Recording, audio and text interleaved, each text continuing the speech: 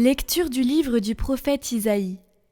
Le Seigneur mon Dieu m'a donné le langage des disciples pour que je puisse, d'une parole, soutenir celui qui est épuisé.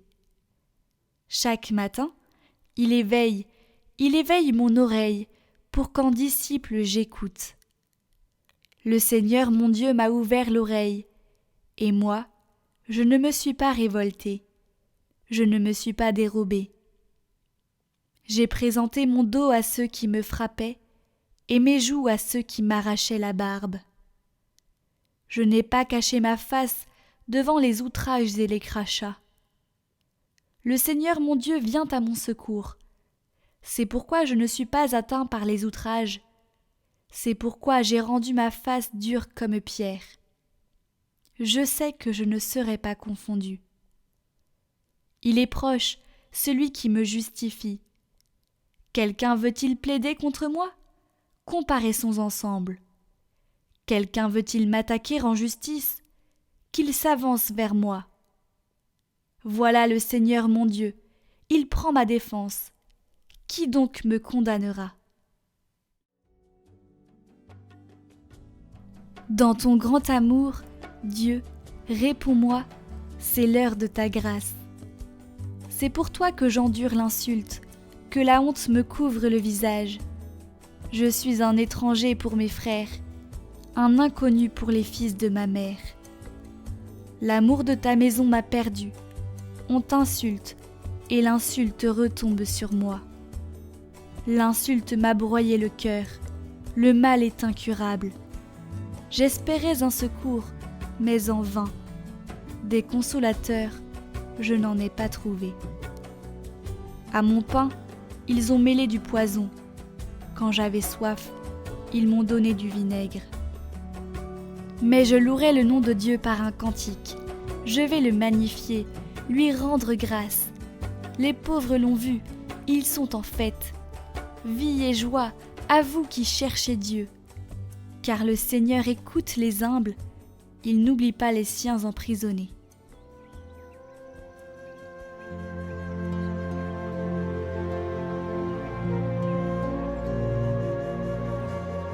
Évangile de Jésus-Christ selon saint Matthieu. En ce temps-là, l'un des 12, nommé Judas Iscariote, se rendit chez les grands prêtres et leur dit : « Que voulez-vous me donner, si je vous le livre ?» Ils lui remirent 30 pièces d'argent. Et depuis, Judas cherchait une occasion favorable pour le livrer. Le premier jour de la fête des pains sans levain, les disciples s'approchèrent et dirent à Jésus : « Où veux-tu que nous te fassions les préparatifs pour manger la Pâque ?» Il leur dit : « Allez à la ville, chez un tel, et dites-lui : Le Maître te fait dire : Mon temps est proche, c'est chez toi que je veux célébrer la Pâque avec mes disciples. » Les disciples firent ce que Jésus leur avait prescrit, et ils préparèrent la Pâque. Le soir venu, Jésus se trouvait à table avec les 12. Pendant le repas, il déclara : « Amen, je vous le dis, l'un de vous va me livrer. » Profondément attristés, ils se mirent à lui demander chacun son tour : « Serait-ce moi, Seigneur ?» Prenant la parole, il dit : « Celui qui s'est servi au plat en même temps que moi, celui-là va me livrer. » Le Fils de l'homme s'en va, comme il est écrit à son sujet, mais malheureux celui par qui le Fils de l'homme est livré. Il vaudrait mieux pour lui qu'il ne soit pas né, cet homme-là. Judas, celui qui le livrait, prit la parole. « Rabbi, serait-ce moi ?» Jésus lui répond : « C'est toi-même qui l'as dit. »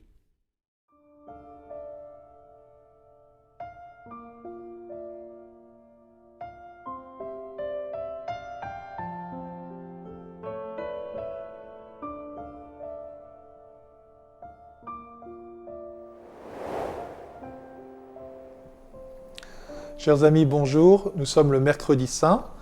Nous poursuivons cette semaine sainte et nous voulons le faire particulièrement en contemplant Jésus. Comme nous l'avons dit, l'heure aujourd'hui n'est pas tant de vouloir faire des choses.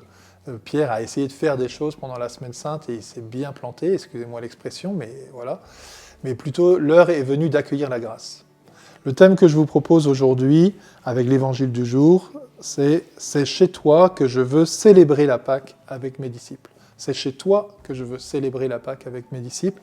Cette parole, je pense que nous sommes invités, c'est la force de la parole de Dieu, de l'accueillir comme une parole que Jésus nous adresse aujourd'hui à chacun d'entre nous. C'est chez toi, là où tu es aujourd'hui, que le salut veut rentrer dans ta maison. Voilà, comme dit Jésus à Zachée, l'heure est venue que le salut veut rentrer dans ta maison.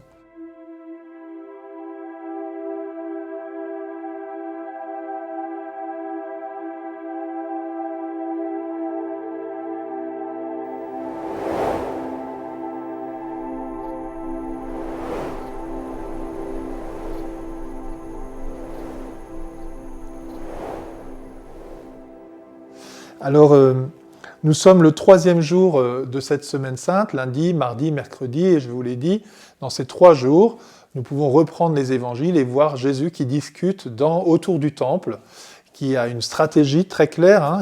Il sait qu'il peut rester autour du temple toute la journée parce que les foules sont autour de lui et les autorités ne peuvent pas l'arrêter à ce moment-là. Et par contre, le soir, il va s'isoler au jardin des Oliviers. C'est le jardin où il peut fuir dans le désert en montant le jardin des Oliviers par la suite, si jamais il est arrêté à l'heure qui n'est pas la sienne. Et donc Jésus, dans ce 3e jour, si vous regardez un peu les textes des synoptiques, on peut s'imaginer ce discours devant le temple, devant les belles pierres, et ce discours apocalyptique de Jésus. Voilà un contexte, 3e journée, je vous propose de méditer un peu sur ces chapitres qui sont un peu plus compliqués, qui ne sont pas d'abord là pour vous faire peur sur l'avenir, qui sont là pour nous rappeler que Jésus est présent au milieu de nous. Alors justement, sur ce thème, eh bien, nous avons cette parole de Jésus à la Samaritaine dans le chapitre 4 de Saint Jean, où il dit à la Samaritaine, qui est justement de Samarie et qui ne peut pas aller à Jérusalem, qui s'interroge, mais où est-ce qu'on doit adorer ? Et Jésus dit, l'heure vient, et c'est maintenant, où vous adorerez non pas à Jérusalem, non pas sur cette montagne, mais que chacun pourra adorer en esprit et en vérité.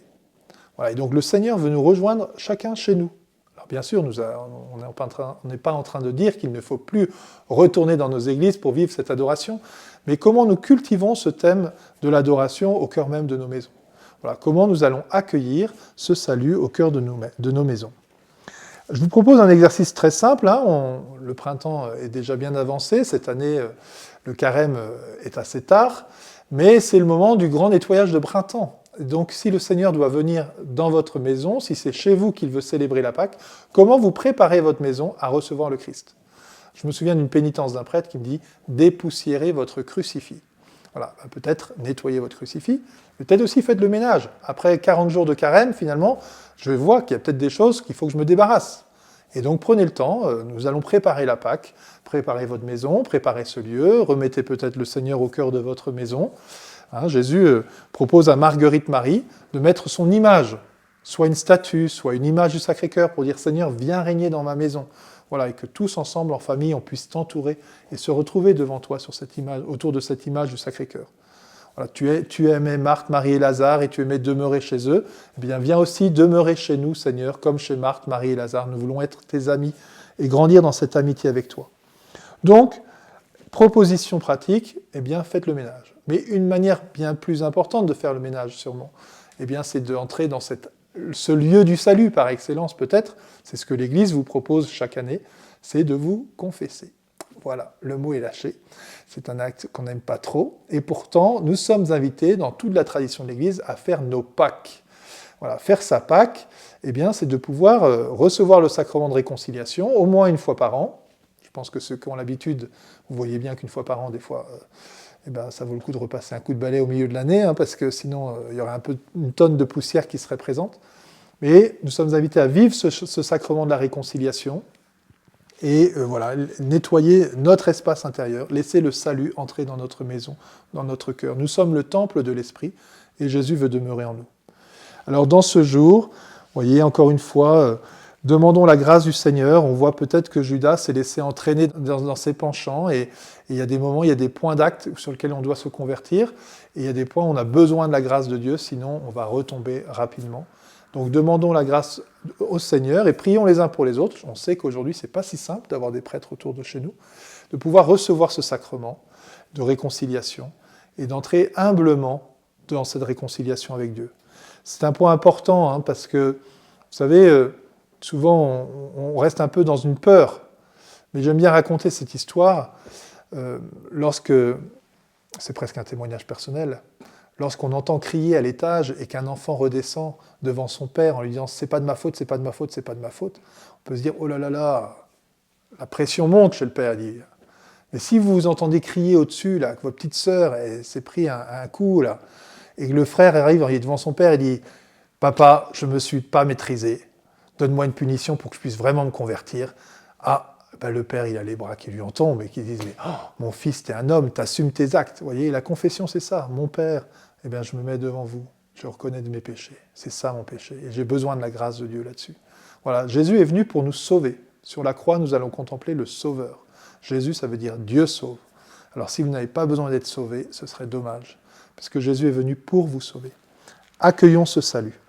Je voudrais terminer ce temps avec une prière de Marguerite Marie sur cette demeure. Marguerite Marie, que vous voyez ici sur cette fresque, au pied de Jésus, qui reprend la position du disciple bien-aimé dans la Passion. Il est au pied de Jésus avec Marie, voilà, qui va rentrer dans cette vocation d'intercession. Il y aura beaucoup d'autres choses à dire sur le Sacré-Cœur. Je me concentre ici par rapport au Jour Saint. Je voudrais vous laisser cette parole de Marguerite Marie, cette prière de Marguerite Marie, qui rejoint justement notre maison. Ô Sacré-Cœur de mon Jésus, je vous choisis pour ma demeure, afin que vous soyez ma force dans les combats, mon soutien dans mes faiblesses, ma lumière et mon guide dans mes épreuves. Voilà, laissez le cœur de Jésus demeurer chez nous pour mener le bon combat avec nous.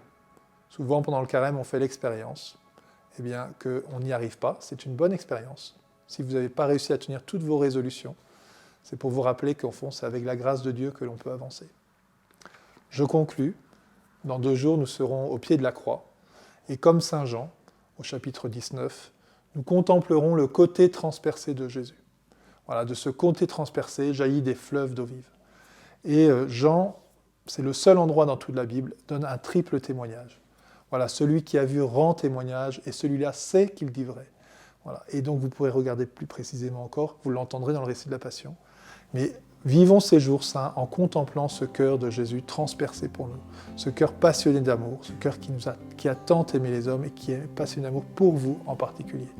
Je souhaite de vivre ces jours saints en accueillant la grâce de Dieu pour, comme dit Jésus à Pierre, plus tard tu me suivras. Après la semaine sainte, vous pourrez continuer, faire des œuvres pour le Seigneur. Plus tard, vous le suivrez, mais pour l'instant, accueillez la grâce de Dieu. Bonne suite de semaine sainte à tous.